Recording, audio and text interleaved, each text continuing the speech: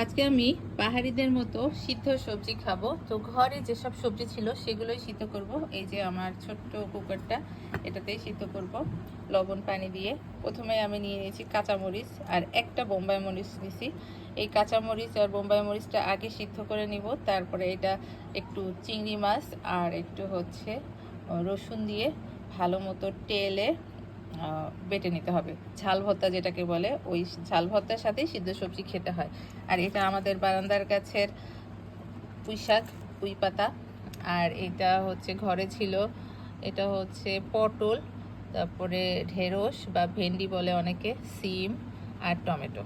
আমি কখনোই খাইনি সিদ্ধ সবজি, আজকে খাবো, দেখি কেমন হয়। আপনারাও দেখেন কেমন লাগে। পাহাড়িরা খুব পছন্দ করে খায়, আর এটা খুব হেলদি খাবারও। সিদ্ধ জিনিস খাওয়া খুবই ভালো, স্বাস্থ্যের জন্য খুবই উপকারী। তো ট্রাই করে দেখি কি হয়। প্রথমেই পানি সিদ্ধ করে নিতে হবে, মানে পানি গরম করে উতরায় নিতে হবে, তারপর এর মধ্যে সিদ্ধ দিতে হবে। প্রথমেই দিয়ে দিচ্ছি পানি, পানি আর লবণ দিয়ে পানিটাকে উতরে নিব আগে। এই যে এবার দিয়ে দিচ্ছি লবণ, 1 চা চামচ দিলাম। এবার ঢাকনা দিয়ে ঢেকে দিচ্ছি। এই যে পানিটা খুব ভালো মতো উতরে গেছে আর লবণটাও গলে গেছে। প্রথমে আমি মরিচগুলা দিয়ে দিব, মরিচগুলা সিদ্ধ করে উঠাই নিব, তারপরে সবজিগুলো সিদ্ধ করব। এই লবণ পানিতে সিদ্ধ করেই খেতে হয়, কারণ মরিচটাকে ভর্তা করতে হবে, যার জন্য মরিচটা আগে সিদ্ধ করে নিতে হবে। অনেকগুলা ঝাল ভর্তা করব, কারণ এই ভর্তাটা করে রাখলে আমি 2-3 দিনও খেতে পারবো ফ্রিজে রেখে। আর দেখি কতটুকু হয়, এখন তো বুঝতে পারতেছি না আসলে কতটুকু হবে। দিয়ে দিছি সবগুলা, এখন ঢাকনা দিয়ে ঢেকে দিলাম। এই যে উতরাচ্ছে, কি সুন্দর, কি সুন্দর ঘ্রাণ।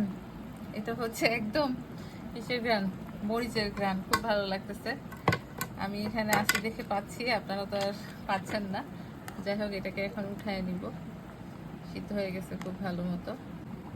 এইটা এখন উঠায়, তারপরে এই পানিতেই আমি বাকিগুলো সিদ্ধ করব।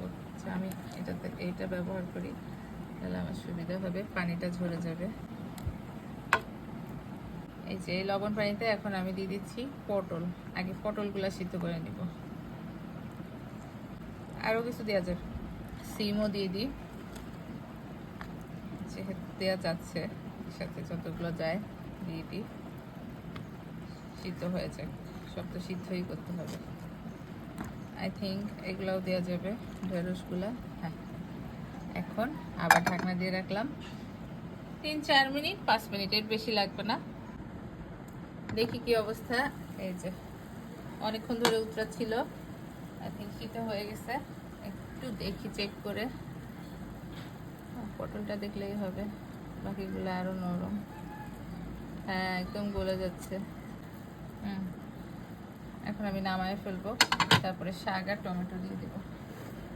ঢেঁড়সগুলো খুব সুন্দর মতো হয়ে গেছে, দেখেন কি সফট লাগতেছে।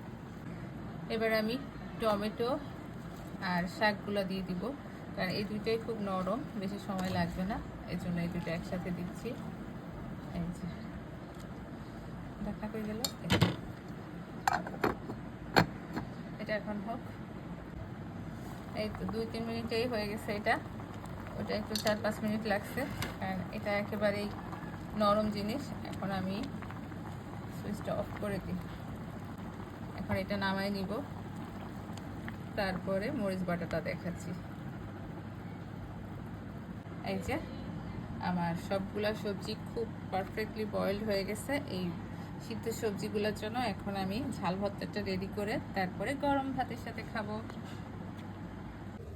এখানে আমি সরিষার তেলে একটুখানি চিংড়ি মাছ, 3 টুকরা চিংড়ি মাছ একদম খোসা ছাড়ানো, আর একটা আস্ত রসুন, একটু বড় রসুন ছিল এটা, আর ধনে পাতা, এটা সরিষার তেলে একটু টেলে নেওয়া হয়েছে।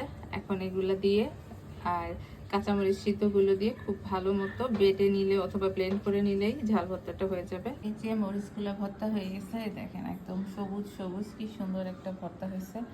এই যে আমার প্লেটটা গরম ভাত একটু নিয়ে চারিদিকে সিদ্ধ সবজি দিয়ে সাজায় নিছি, আর এই যে আমার ঝাল ভর্তা, এই ঝাল ভর্তাটা দিয়েই খাইতে মজা। আর এটার সাথে আমি নিব আর একটুখানি ডাল, ডালটা পরে নিব, এখন আর দেখাচ্ছি না। তো চলেন খেয়ে দেখি কেমন লাগে। প্রথমে একটু ঝাল ভর্তা দিলাম, আর একটু দিই সবজি, যেহেতু আমি কখনো খাইনি ট্রাই করে দেখি। বিসমিল্লাহ। ঝাল ভর্তাটা দিয়ে এটা খেতে সেই, আমি পুরোটাই খেতে পারবো। আসলে মজা হয় দেখেই সবাই এত মজা করে খায়। ভর্তাটা এমনি খাইতেও ভালো লাগবে, যেহেতু চিংড়ি মাছ আছে।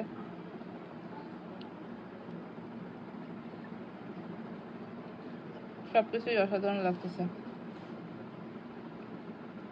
এটাও ভালো লাগবে, কারণ ভর্তাটাই আসলে খুব মজা, ঝাল ঝাল।